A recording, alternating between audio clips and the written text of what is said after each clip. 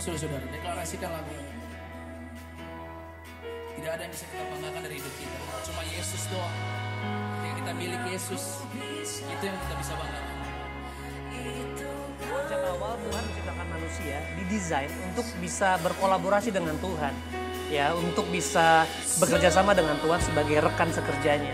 Itu kenapa firman Tuhan mengatakan, the earth is the Lord's and everything in it, the world and all who live in it.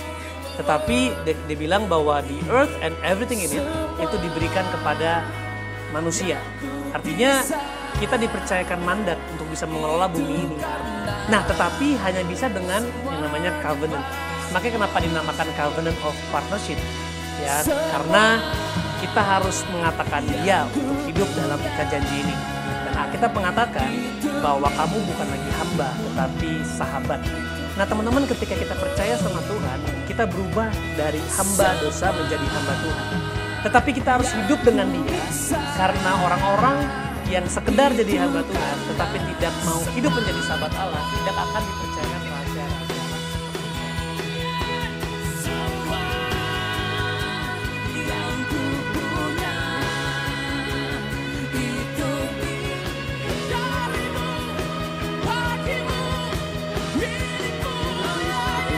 Hatinya Kristus, sehingga kita dapat tetap mengasihi yang dengan orang yang covenant dengan dia, ikat janji dengan dia, sehingga pada saat orang itu tidak menepati janjinya, pada saat orang itu dalam hal dalam masalah dan sebagainya, kita tetap mengasihi.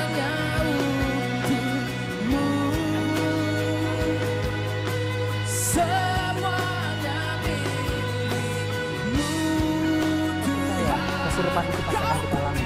Ingat, jangan pernah berhenti mengejar keserupaan dengan Tuhan. Dan kalau saudara menyadari bahwa goal utama kita adalah serupa dengan Tuhan, ketika proses atau pemurnian itu terjadi dalam kehidupan kita, kita pasti akan enjoy menjalaninya. Kenapa? Karena kita dibentuk di tangan yang tepat, yaitu tangan Tuhan yang hebat.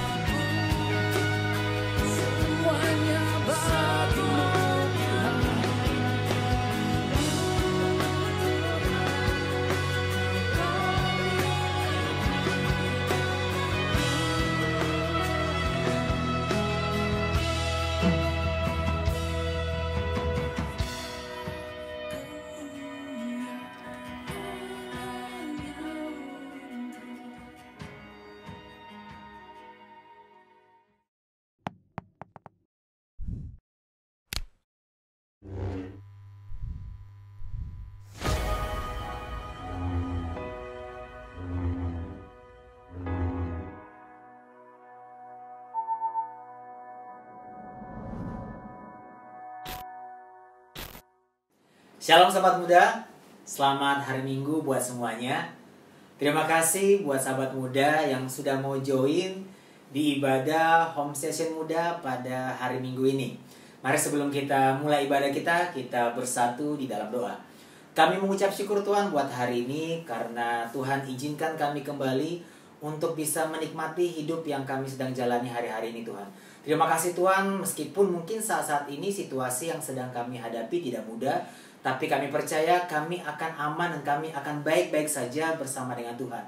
Dan kami akan terus mau percaya bahwa Tuhan adalah Tuhan yang baik, Tuhan adalah Tuhan yang selalu baik dalam kehidupan kami. Terima kasih Tuhan, sebelum kami menyembah dan memuji-Mu Tuhan, kami pastikan hati kami mau kami fokuskan kepadamu. Kami ingin arahkan hati kami, pikiran kami sepenuhnya kepada Tuhan. Kami siap memuji dan menyembah-Mu Tuhan dan juga mendengar firman-Mu di dalam nama Tuhan Yesus Kristus, Juru Selamat kami hidup. Kami sudah berdoa dan mengucap syukur kepadamu. Amin.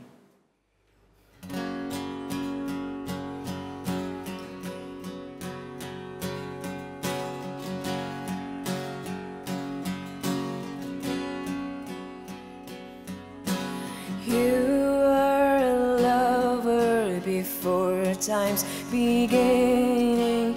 You gave your love freely away, holding nothing. Jesus, my Jesus, you carry the weight of the world on your shoulders. You stop of nothing to prove you are for us, Jesus, my Jesus. It's extravagant, it doesn't make sense, we'll never comprehend the way you love us. It's unthinkable, only heaven knows just how far you'd go to say you love us, to say you love us. Oh,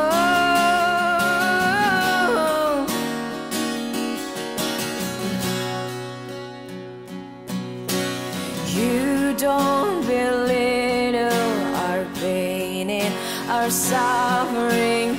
You comfort us in our greatest unraveling, Jesus, my Jesus. You are the down that is breaking within me. You are the sun that is rising around me, Jesus, my Jesus. It's extravagant, it doesn't make sense, we'll never comprehend the way you love us. It's unthinkable, only heaven knows just how far you'd go to say you love us, to say you love us, to say you love us. Oh,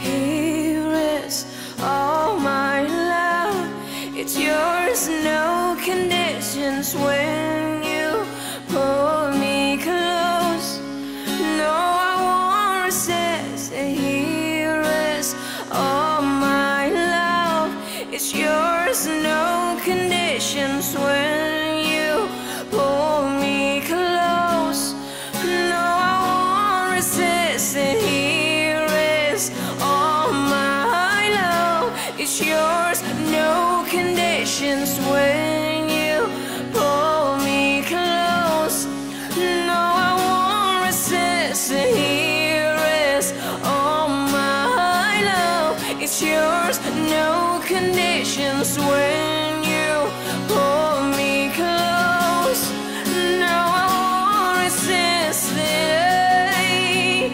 Oh, no, I won't resist it. Oh,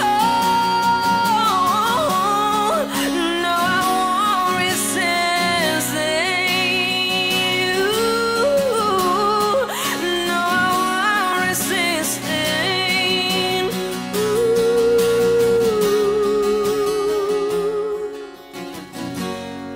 It's extravagant, it doesn't make sense, we'll never comprehend the way you love us. It's unthinkable, only heaven knows just how far you'd go to say you love us, to say you love us, to say you love us, to say you love us, to say you love us, to say you love us, to say you love us, to say you love us, to say you love us, to say you love us, to say you love us.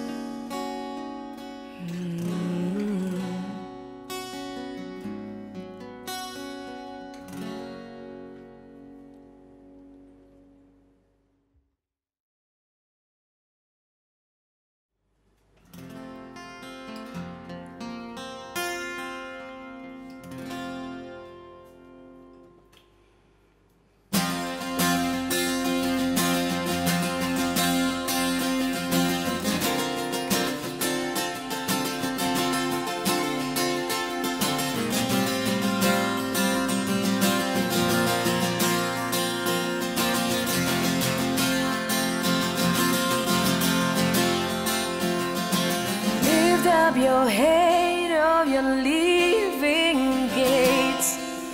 Open the door for the King of Kings to come. He will pour out His love to this broken world and fix up the heart of the broken-hearted man.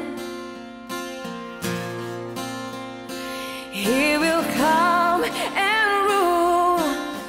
Let's shout His name in praise. He is the risen King. He is the risen King. Heaven and earth will sing. Oh, hallelujah. He's the risen King.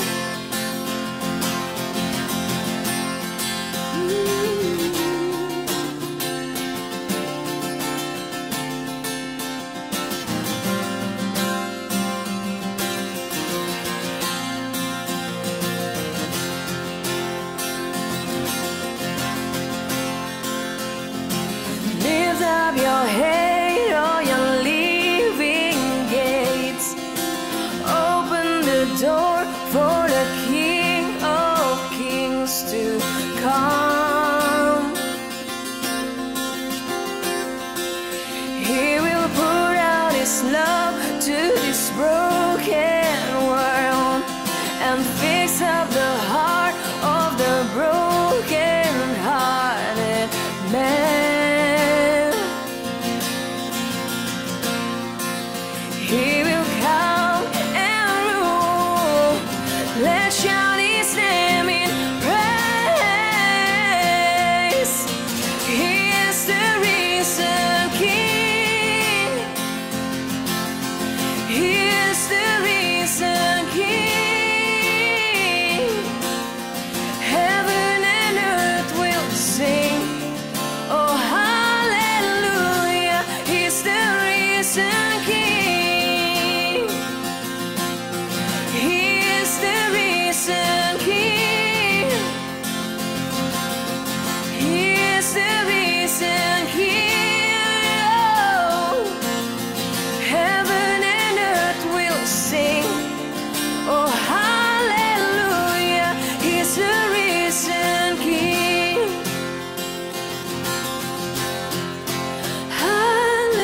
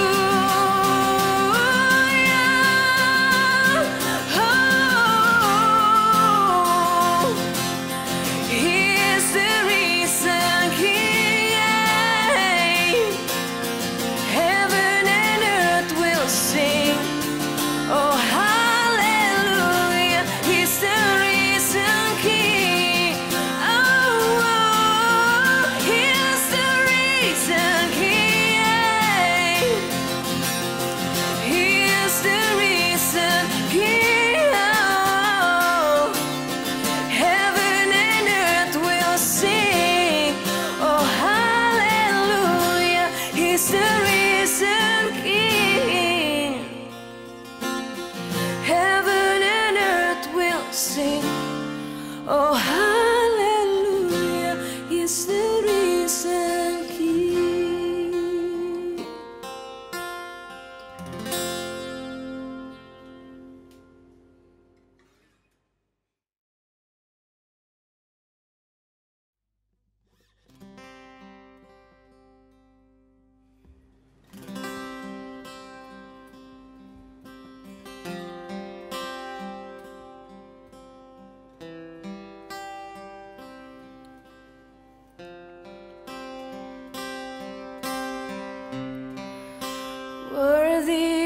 every song we could ever sing, worthy of all the praise we could ever bring, worthy of every breath we could ever breathe. We live for you.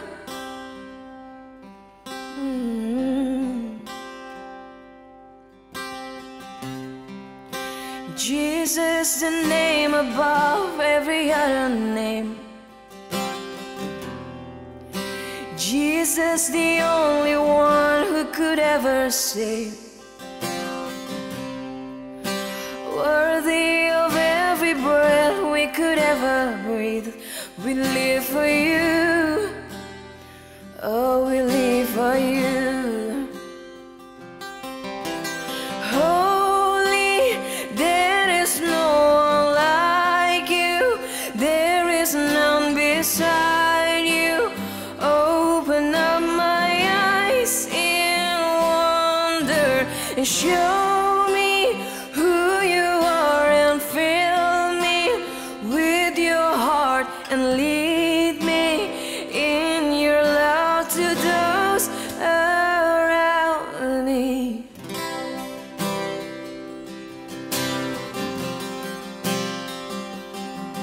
You are worthy, whoa.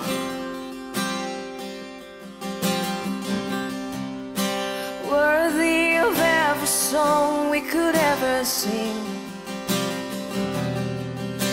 worthy of all the praise we could ever bring, worthy of every breath we could ever breathe. We live for you. Oh, we live for you. Jesus, the name above every other name.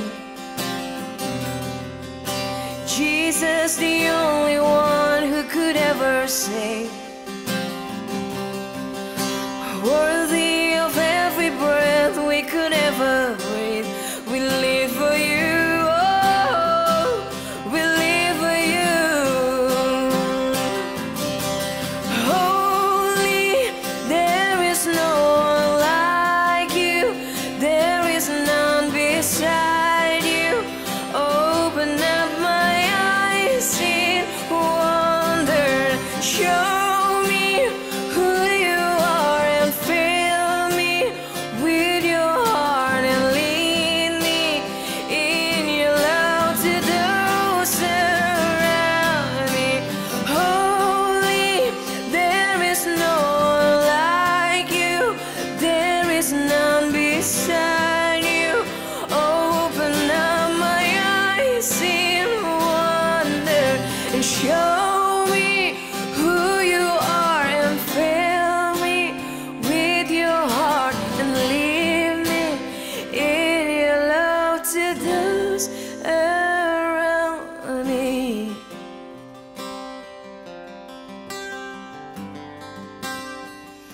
Your love around me. Your love around me. Oh, your love around me.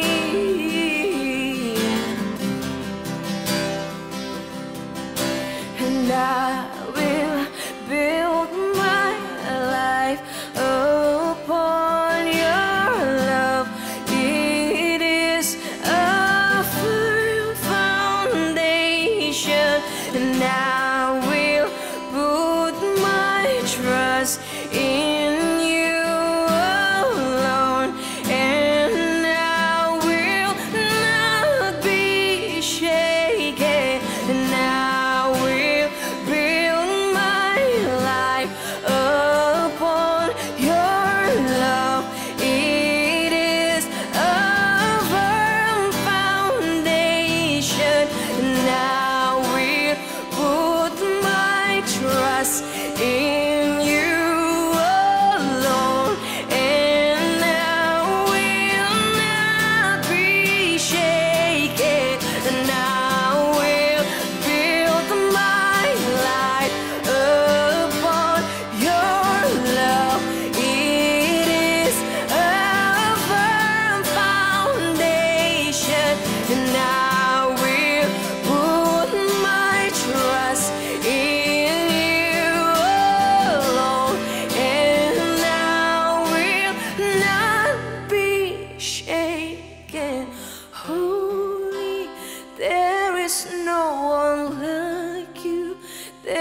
is none beside you. Open up my eyes in wonder and show me who you are and fill me with your heart and lead me in your love to those around me. Holy, there is no one like you, there is none beside you. Open up my eyes in wonder and show me who you are and fill me with your heart and lead me in your love to those around me. Terima kasih Tuhan. Terima kasih atas anugerah-Mu Tuhan. Terima kasih atas cinta-Mu Tuhan. Terima kasih atas masa depan yang telah Engkau rancangkan Tuhan. Terima kasih Tuhan karena telah memeluk kami Tuhan. Terima kasih karena telah memegang tangan kami Tuhan. Di setiap musim kami Tuhan. Walaupun terkadang kami pergi, tapi Engkau tidak pernah pergi dari kami Tuhan. Engkau tidak pernah meninggalkan kami Tuhan. Bahkan Engkau hidup dalam kami Tuhan. Engkau bahkan tahu Tuhan setiap detil hidup kami Tuhan. Engkau bahkan tahu setiap pelanggaran kami Tuhan. Tapi Engkau memutuskan tidak mau meninggalkan kami Tuhan. Thank you Jesus. Terima kasih Tuhan. Tuhan, kami ingin berpusat pada Engkau Tuhan. Tuhan, kami mau siapkan hati kami Tuhan. Berbicaralah kepada kami Tuhan, lebih lagi Tuhan. Melalui firman-Mu Tuhan. Thank you Jesus. Berkati pembicara kami Tuhan. Biarlah apa yang Engkau pikirkan dapat disampaikan Tuhan. Thank you Jesus. Kami serahkan semuanya Tuhan dalam Engkau Tuhan. Engkau yang pimpin, Engkau yang sertai. Bahkan kami mau finish dengan Engkau Tuhan. Yes, thank you Jesus. Kami serahkan semuanya dalam tangan-Mu Tuhan. In the name of Jesus. Mari kita semua yang percaya. Kita perkatakan, amin. Shalom sahabat muda, selamat hari Minggu. Dan aku percaya banget kasih Tuhan masih terus menyertai kita sampai kapanpun dan dimanapun kita berada. Sebelum kita mulai pembahasan malam hari ini, izinkan aku untuk berdoa. Bapa, mengucap syukur untuk hari ini. Terima kasih untuk segala kebaikan yang Tuhan dah kasih, perlindungan, penyertaan. Hingga hari ini kami boleh berkumpul bersama lagi Tuhan dimanapun kami berada untuk mendengarkan isi hati-Mu. Pimpin setiap perkataan yang keluar dari mulutku, juga pimpin hati setiap kami biar semuanya hanya terarah kepadamu. Terima kasih Tuhan. Haleluya. Oke, sesuai dengan tema bulan ini, Pastor Radit sampaikan kita akan berbicara tentang Heart of Covenant, hati di dalam ikat janji. Dan aku suka banget untuk bahas ini karena menurut aku Tuhan datang terlebih dahulu untuk mengikat janjinya bersama kita. Bukan kita yang punya inisiatif, tapi Tuhan yang datang untuk mengikat janjinya dengan kita terlebih dahulu. Ada satu hal yang Tuhan buat dalam covenant yang Dia buat dengan kita. Dan satu hal ini yang mau aku bahas hari ini, yaitu berbicara tentang hati seorang sahabat dalam ikat janji. Teman-teman, ngomongin hati seorang sahabat dalam ikat janji, kita harus mengerti dahulu bagaimana sih postur kita, postur yang seharusnya kita bawa dalam ikat janji kita bersama Tuhan. Aku mau sedikit belajar dari seseorang yang namanya Daud. Ini satu tokoh yang aku suka banget, apalagi ngomongin Daud itu emang gak bisa lepas dari yang namanya worship atau penyembahan. Dan aku banyak belajar dari kisahnya Daud tentang penyembahan. Dan yang menarik hari ini aku akan start dari satu ayat di Kisah Para Rasul 13 ayat 22. Firman Allah berkata demikian, setelah Saul disingkirkan, Allah mengangkat Daud menjadi raja mereka. Dan tentang Daud, Allah telah menyatakan, aku telah mendapat Daud bin Isai, seorang yang berkenan di hatiku dan yang melakukan segala kehendakku. Daud, Tuhan sendiri yang bilang kalau dia ini orang yang berkenan di hatinya Tuhan. Seringkali kita sih pede banget ya ngomong kayak gue nih orang yang berkenan di hati Tuhan. Tapi Daud ini Tuhan sendiri yang ngomong kalau dia ini orang yang berkenan di hatinya Tuhan. Tapi aku suka untuk belajar dari terjemahan yang lain, dan di bahasa Inggris dikatakan bahwa Daud adalah the man after God's own heart. Kalau kita terjemahkan secara literal dibilang kalau Daud ini orang yang hatinya mengejar hati Tuhan. Daud bukan cuma sekedar dibilang berkenan, tapi dia itu mengejar hatinya Tuhan. Apakah kedua ayat ini bertentangan? Aku rasa enggak sama sekali sih. Justru buat aku ini jadi satu penjelasan yang cukup jelas ya, di mana Tuhan begitu berkenan ke hatinya Daud yang mengejar hatinya. Dengan kata lain, kalau aku boleh dibilang begini. Perkenanan Tuhan atas Daud itu adalah hasil pengejarannya dia akan hatinya Tuhan juga. Karena Tuhan bilang kalau dia mencari kok. Jadi dia lihat ada orang yang hatinya begitu mengejar hatinya Tuhan. Dan Daud itu gak pasif. Perkenanan Tuhan itu sifatnya bukan pasif, kita diam. Iya betul, kita memang dilayakkan. Kita ini bukan membuat diri kita layak. Tetapi Tuhan punya perkenanan sama kita itu muncul dari bagaimana kita menangkap hatinya. Istilahnya kalau kita punya hati yang selaras sama dia, apapun yang kita ucapkan itu apa yang ada di hatinya dia pastinya. Amin teman-teman. Daud itu orang yang benar-benar kejar hatinya Tuhan.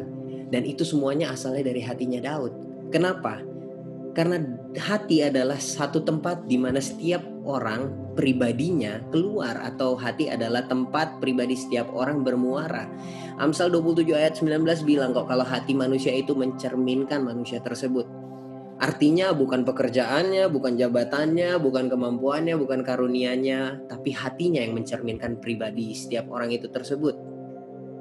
Nah ini jadi penting buat kita bahwa kita mengerti hati kita waktu kita datang sama Tuhan.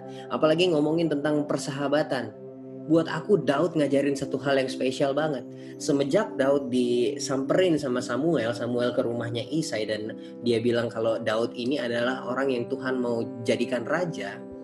Sebelum dia akhirnya benar-benar menjadi raja, itu butuh paling tidak 15 tahun kalau menurut catatan sejarah yang pernah aku baca ya di Google kah, di beberapa buku literatur, bahwa Daud itu butuh 15 tahun dari dia dibilang dia akan menjadi raja sampai dia benar-benar menjadi raja.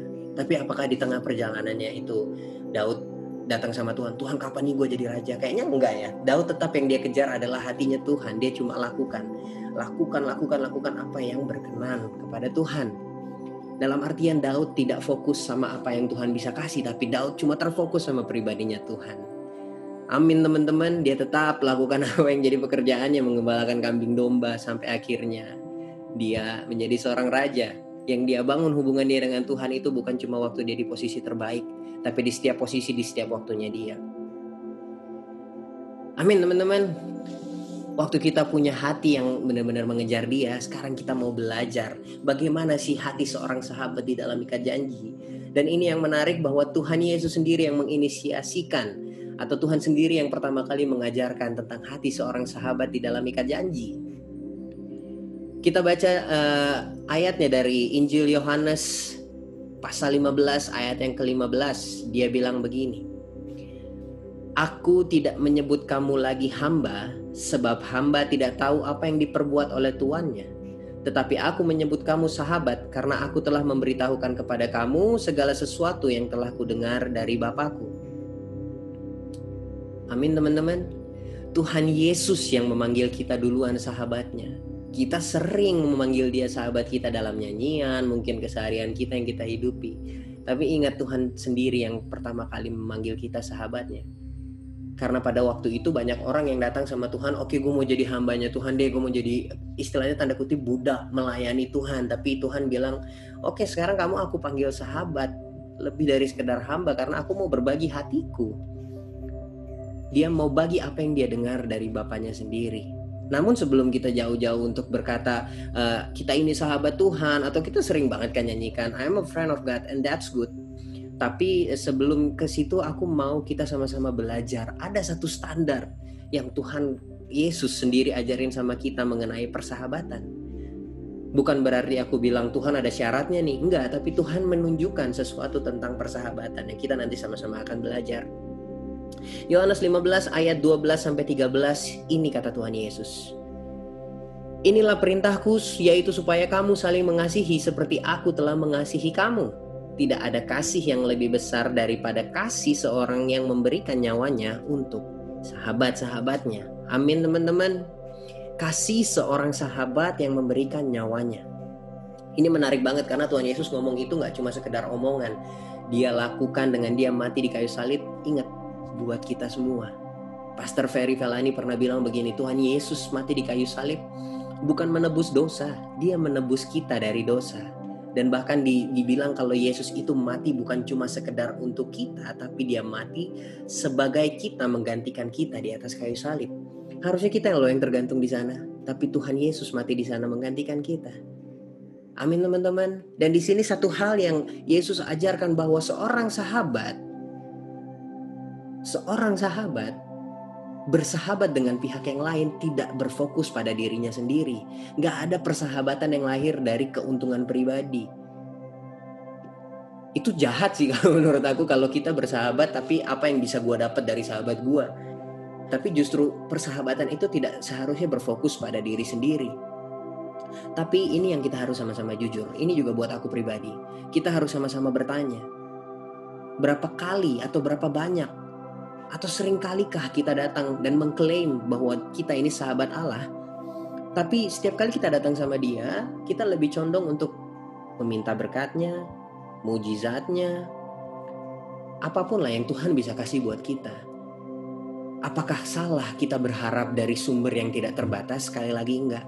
Tapi kalau pengejaran kita akan dia terbatas pada apa yang sekedar bisa dia berikan, tanpa kita memberikan hidup kita seutuhnya buat dia, dan kita mengenal hati kita dan hatinya Tuhan secara selaras, membuat hati kita dan hati Tuhan menjadi selaras atau mengenal hatinya lebih lagi, aku rasa itu terlalu cetek untuk jadi satu pengejaran. Yesus tunjukkan secara hebat kok arti persahabatan yang dia buat sama kita. Tapi masalahnya waktu kita ngeklaim kita sahabat Tuhan, sahabat Allah, sahabat Yesus, kita datang gak seperti dia waktu datang buat kita. Nah, masihkah standar persahabatan Yesus itu menjadi juga standar persahabatan kita sama dia? Karena apa yang kita lakukan buat dia, kasih kita sama dia, sama seperti kita mengasihi dia, itu yang akan terjadi, akan kasih kita terhadap sesama. Bagaimana kita membangun persahabatan kita dengan Tuhan, itu yang akan kita bangun kepada sesama kita juga. Amin teman-teman. Minggu lalu Devi bagiin tentang Mazmur 24 yang sangat menarik banget buat aku, yang cukup relate sama apa yang mau aku bagikan. Karena Devi bilang di Mazmur 24 bahwa Mazmur 24 berkata bahwa mereka yang murni hatinya adalah mereka yang mengarahkan hatinya sepenuhnya kepada Tuhan. Kalau melihat dari persahabatan dan hati yang murni, aku mau tafsirkan ini secara bebas. Bahwa mereka yang murni hatinya, yang terpaku hatinya sama Tuhan, yang arahnya hatinya kepada sama Tuhan, adalah mereka yang benar-benar menjadi sahabatnya Tuhan. Amin teman-teman. Satu kali lagi Daud ngajarin kita juga dalam persahabatan Daud dengan Allah, yang dia bangun dengan Allah. Yang mungkin kita semua sering baca, tapi mungkin kalau buat aku pribadi, aku sering miss bahwa ada satu hal yang berbeda yang Daud bangun daripada yang aku bangun, at least sama Tuhan. Daud punya satu hal yang berbeda yang namanya keinginan. Ini yang mau aku lebih banyak bahas. Apakah salah kita punya keinginan pribadi, mimpi pribadi yang besar, gue pengen ini, gue pengen itu, dan Tuhan, aku mohon Tuhan sertai aku di setiap perjalanan hidupku sampai mimpiku terjadi? Enggak. Sekali lagi, untuk bermimpi gak ada yang salah. Untuk punya cita-cita yang besar gak ada yang salah. Tapi dari perjalanannya Daud, aku belajar satu hal. Bahwa Daud mengubah mimpinya. Dari satu mimpinya yang besar menjadi mimpi yang ukurannya mimpinya Tuhan. Suatu kali aku lagi merenungkan hal ini. Dan ini buat aku pribadi menjadi satu pelajaran di mana Tuhan seakan berkata di hati aku bahwa gini, change your big dream into a God-sized dream. Ubah mimpi kita dari mimpi yang sebesar-besar yang kita bisa impikan menjadi mimpi yang sebesar mimpinya Tuhan. Terlalu berlebihan nggak? Aku rasa aku nggak mau masukin takaran seperti itu ya. Kalau buat aku pribadi, aku akan terus kejar hatinya Tuhan. Aku rasa kita lebih baik untuk terus kejar apa yang jadi keinginannya dan kita bawa itu ke sini. Karena cita-cita Tuhan adalah jadilah kehendaknya di bumi seperti di surga. Surga harus nyata di bumi, dan itu dia mau lakukan dengan partnership bersama kita. dia nggak mau lakukan itu sendirian. Dia bisa tapi dia memilih. Dia bisa tapi dia memilih untuk berpartner dengan kita. Makanya diajarin kita untuk berdoa Bapa kami, dan kita mau bawa apa yang dia kerjakan. Bahkan ada tertulis di Alkitab, apa yang dia kerjakan kita akan kerjakan. Bahkan even greater work, dia bilang. So, aku rasa nggak ada salahnya untuk kita ubah persepsi kita untuk bermimpi sebesar apa yang jadi mimpinya Tuhan. Bukan cuma buat kita tapi buat dunia. Amin. Karena kalau kita cuma bermimpi besar dan kita pikir itu yang ada di raihan tangan kita, kita akan kehilangan Tuhannya. Karena kita akan merasa kita nggak butuh Tuhan. Kita hanya akan datang sama Tuhan untuk bilang thank you, ini udah terjadi. Tapi kita lupa bahwa kita harus menggantungkan juga semuanya. Bukan untuk kepentingan kita tapi kepentingan kerajaan sorga. Dan ini yang sering terjadi sama lingkungan kita sehari-hari. Gereja rindu untuk gerejanya penuh, bangkunya penuh, ribuan jemaat datang.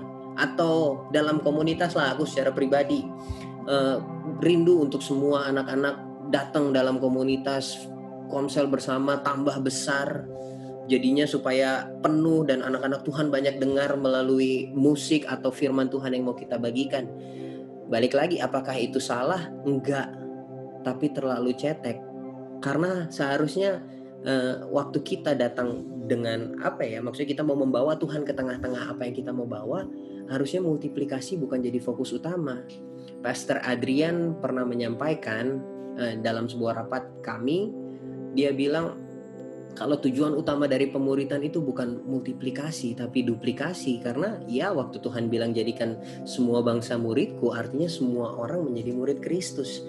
Dan Tuhan bilang kita menjadi serupa dengan dia, murid-muridnya dia melakukan apa yang dia lakukan. Karena kita domba-dombanya mengenal suaranya dan kita melakukan apa yang dia lakukan. Aku rasa kerinduan kita sebagai orang-orang percaya bukan cuma sekedar duduk di gereja atau sebagai pengelola gereja kita melihat orang-orang datang sebagai jemaat, tapi kita ngelihat banyak anak-anak Tuhan, sahabat-sahabat Tuhan yang membawa kabar kerajaan sorga, membawa kabar Kristus ke tengah-tengah dunia sebagai pelaku yang aktif. Jadi duplikasi, jadi kita tangkap kerinduannya Tuhan, bukan keinginan pribadi kita. Tapi balik lagi semua itu gak ada yang salah. Punya keinginan gak salah. Tapi kalau cuma berhenti di keinginan besar kita miss keinginannya Tuhan, kita miss hatinya Tuhan.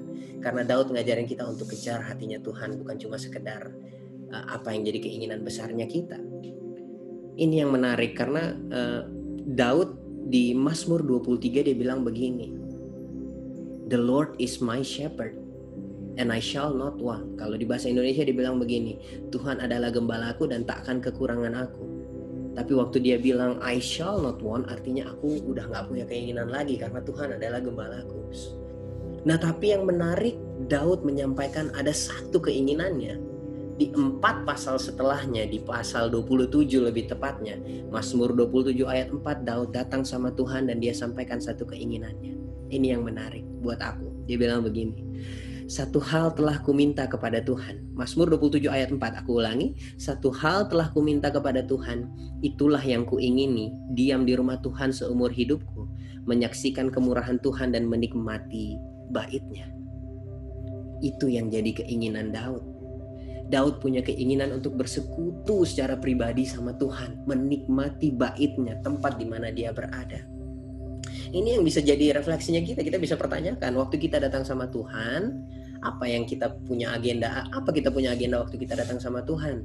Apakah kita benar-benar datang menginginkan pribadinya, atau kita datang sama Tuhan bahkan dengan agenda-agenda mulia? Tapi itu agenda pribadi, kayak kita tanya Tuhan, gue harus apa? Gue mau bikin apa? Tuhan berkati gue supaya gue bisa jadi saluran berkat Tuhan. Tuhan kasih gue derita Kristus. Itu semuanya baik banget kok, kedengaran indah banget. Tapi apakah itu cukup? Atau kita cukup dengan pribadinya aja terlebih dahulu? Kita datang hanya untuk pribadinya terlebih dahulu. Buat aku Daud ajarin hal ini, dan ini keren banget karena Daud bilang I shall not want, tapi ada satu keinginannya yang masih di situ, bahwa dia ingin untuk bersekutu dengan Tuhan. Masalahnya kita sering datang sama Tuhan dengan agenda pribadi kita, bukan untuk bersekutu, benar-benar bersekutu sama Dia aja. Dan lebih parahnya lagi ini teman-teman, seringkali kita bahkan datang sama Tuhan dalam pertobatan pun dengan agenda pribadi kita. aku akan bersaksi tentang ini, kesaksianku sendiri, dan aku harus mengakuinya sama teman-teman bahwa aku pernah ada di posisi yang seperti ini. Bahkan aku datang bertobat dengan agenda aku datang sama Tuhan bertobat, bilang begini, bukannya aku bilang Tuhan aku bertobat atas apa yang sudah aku perbuat dan aku menyakiti hati Tuhan, enggak. Tapi aku kadang datang bertobat dengan postur yang seperti ini. Tuhan, aku bertobat supaya aku layak nge-lead worship, supaya aku layak naik mimbar, supaya aku nggak feeling guilty, supaya aku nggak tertekan, gitu-gitulah. Aku datang bertobat loh, indah banget nggak sih bertobat, tapi dengan agenda aku sendiri. Biar orang bisa diberkati. Wah gila, embel-embelnya indah banget sebenarnya, tapi aku datang dengan agendaku. Tapi masalahnya dalam persahabatan dengan dia, Tuhan bilang mengasihi dia sama kayak dia mengasihi kita. Semuanya tanpa syarat harusnya, nggak ada agenda di situ. Bahkan harusnya keinginan kita jadi satu dengan keinginan dia. Ini yang menarik, aku mau kasih lihat bahwa keinginan Daud, yang waktu Daud bilang satu hal yang dia ingini, yaitu diam di rumah Tuhan seumur hidup dan ada bersekutu sama Tuhan seumur hidup. Ini adalah keinginan, bukan cuma keinginan pribadi Daud, tapi ini keinginan Tuhan secara pribadi juga. Yohanes 17 ayat 24, ketika itu Yesus berdoa. Yesus berdoa, apa yang dia doakan ini adalah satu keinginannya dia yang lahir dari hatinya. Dan aku percaya ini adalah hati Bapa juga.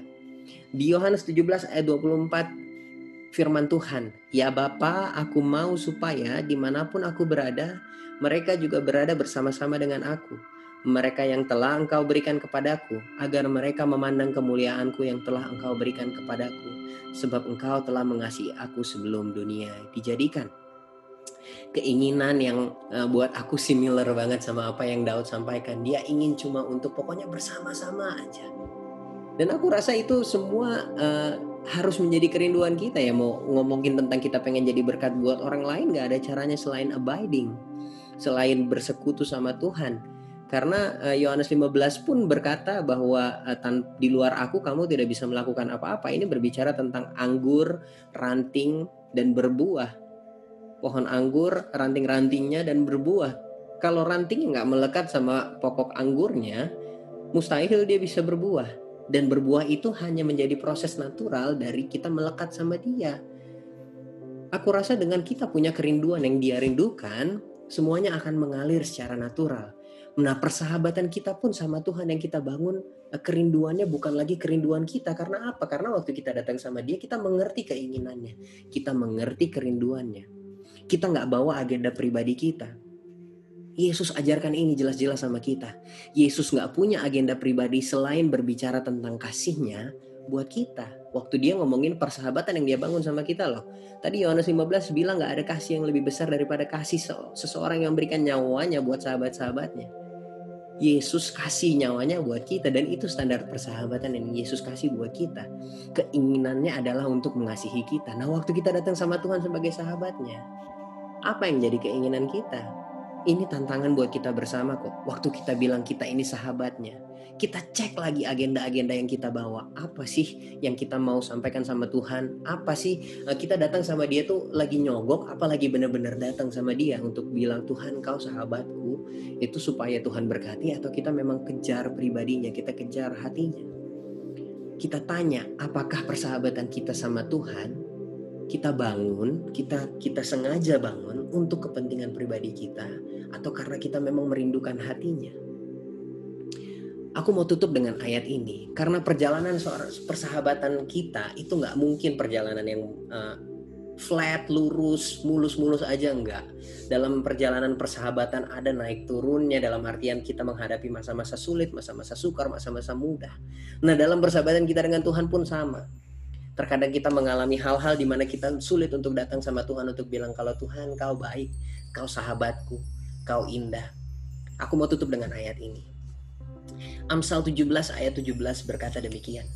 Seorang sahabat menaruh kasih setiap waktu dan menjadi seorang saudara dalam kesukaran. Ini yang menurut aku menjadi relate sama apa yang Tuhan bilang, bahwa kasihnya itu harus mengalir kayak gini. Tadi kalau Tuhan bilang tuh gini, kita mengasihi dia sama kayak dia mengasihi kita, dan begitu juga cara kita mengasihi sesama kita.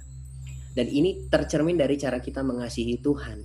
Ngomongin tentang masa sukar, kita pernah semuanya mengalami masa sukar, bahkan saat ini dalam tengah-tengah pandemi ini persahabatan kita dengan Tuhan buat aku jadi cukup diuji dan jadi teruji.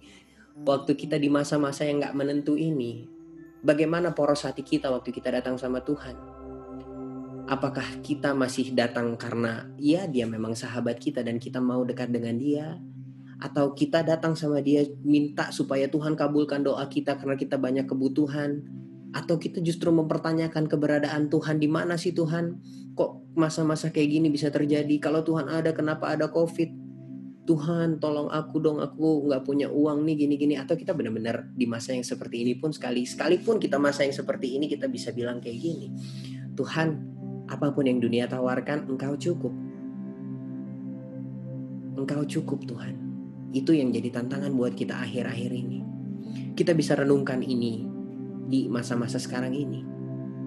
Apa sih yang menjadi agenda-agenda yang secara sadar atau enggak sudah kita bawa setiap kali kita datang sama dia?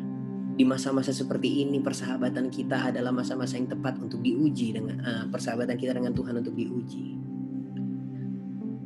So teman-teman, sekali lagi persahabatan yang kita bangun sama Tuhan akan tercermin ke dalam persahabatan yang kita bangun dengan sesama kita. So pastikan kita punya hati yang tepat waktu kita bangun persahabatan dengan Tuhan. Karena persahabatan dengan Tuhan bukan bicara soal satu kalimat indah, I am a friend of God, tapi di mana kita membawa hati kita seutuhnya hanya untuk kepentingan kerajaan sorga dan untuk mengenal dia lebih dan lebih lagi, untuk terus bersekutu bersama dia selama-lamanya. So aku mau tutup dengan doa. Tuhan, terima kasih untuk firman-Mu. Kami mau letakkan semuanya kembali ke dalam tangan-Mu Tuhan. Semua agenda-agenda kami, bahkan Tuhan, kami mau letakkan kembali ke dalam tangan-Mu Tuhan. Setiap keinginan kami Tuhan, setiap apapun yang menjadi list-list doa kami, semuanya kami letakkan kembali ke dalam tangan-Mu. Kami cuma mau datang untuk bersekutu pribadi lepas pribadi sama Tuhan. Tuhan, hari ini kami datang murni Tuhan, untuk mendengar apa yang menjadi perkataan-Mu, mengenal isi hati-Mu Tuhan. Kami datang untuk mendapatkan keutuhan dari apa yang Tuhan mau sampaikan kok. Cuma itu aja. Kami mau melangkah pun cuma dari apa yang Tuhan sampaikan, apa yang ada di hati Tuhan. Tuhan, kami bertobat kalau kami sering membawa sesuatu yang kami pikir spesial. Kami bawa persembahan kami lakukan semua hal-hal yang menurut kami indah, namun tanpa sadar telah mengganti apa yang sakral, yaitu satu keintiman bersama Tuhan, bersama-sama dengan Engkau, menikmati indahnya baitnya Tuhan. So hari ini kami datang Tuhan dengan hati kami yang seutuhnya, siap diubahkan sepenuhnya juga, dan benar-benar menjadi sahabat-Mu yang sejati, yang memberikan hidup dan hati kami hanya kepada Tuhan, bukan untuk kepentingan kami pribadi. Tuhan, kami mau jadi kediaman-Mu yang kudus Tuhan, dan kami mau menjadi orang-orang yang mencintai Engkau di dalam setiap wujud kehidupan kami, bahkan di dalam penyembahan kami pun, semuanya hanya tentang Engkau. Terima kasih Tuhan Yesus, kami serahkan semuanya hanya ke dalam tangan. Haleluya, amin. Happy Sunday, Tuhan memberkati.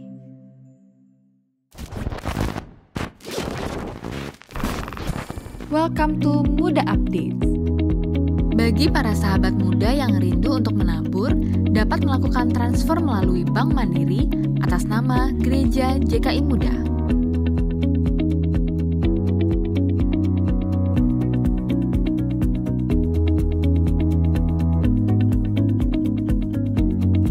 Mendapatkan informasi terupdate dari Muda, jangan lupa untuk follow Instagram Muda di @muda-untuk-Indonesia. Sermon yang dibagikan hari ini dapat kembali didengarkan dalam bentuk podcast Pesan Muda di Spotify. Saya percaya firman Tuhan yang baru saja kita dengar pasti memberkati kita semua. Amin saudara. Nah, sebelum kita terima berkat Tuhan, mari sama-sama kita mau deklarasikan iman kita bersama-sama. Kami percaya bahwa kerajaan-Mu sudah datang dan kehendak-Mu terjadi atas hidup kami, keluarga kami, kota dan bangsa kami. Kami adalah gerbang surga, di mana Raja kemuliaan akan muncul dan memerintah melalui hidup kami. Kami akan berdampak dan menjadi berkat karena kami telah diberkati. Kami akan hidup mengasihi Tuhan dan sesama karena Kristus sudah terlebih dahulu mengasihi kami. Kami menolak untuk hidup dalam kepalsuan karena kami diciptakan unik, dahsyat, dan ajaib. Urapan, karunia, dan potensi kami akan aktif dan bertumbuh, berbuah untuk kemuliaan Tuhan. Kami tidak takut, kami tidak gentar, sebab Tuhan berjalan bersama kami. Kami akan melihat mujizat, kesembuhan, pemulihan, promosi, kedewasaan, pengembangan, karena bukan lagi kami yang hidup, melainkan Kristus yang tinggal dalam kami. Kami akan menjadi pelaku firman agar Injil tersebar dan nama Tuhan ditinggikan. Bangsa Indonesia akan penuh dengan kemuliaan Tuhan. Haleluya. Amin. Mari kita terima berkat Tuhan. Tuhan memberkati dan melindungi engkau. Tuhan menyinari engkau dengan wajah-Nya dan memberikan engkau kasih karunia. Tuhan menghadapkan wajah-Nya kepadamu dan memberikan engkau damai sejahtera. Rahmat kasih sayang Allah Bapa, kasih setia dari Tuhan kita Yesus Kristus, serta penghiburan dan kekuatan dari Roh-Nya yang kudus akan selalu tinggal tetap dari hari ini sampai selama-lamanya. Mari yang sudah diberkati dan siap memberkati banyak orang, sama-sama kita katakan amin.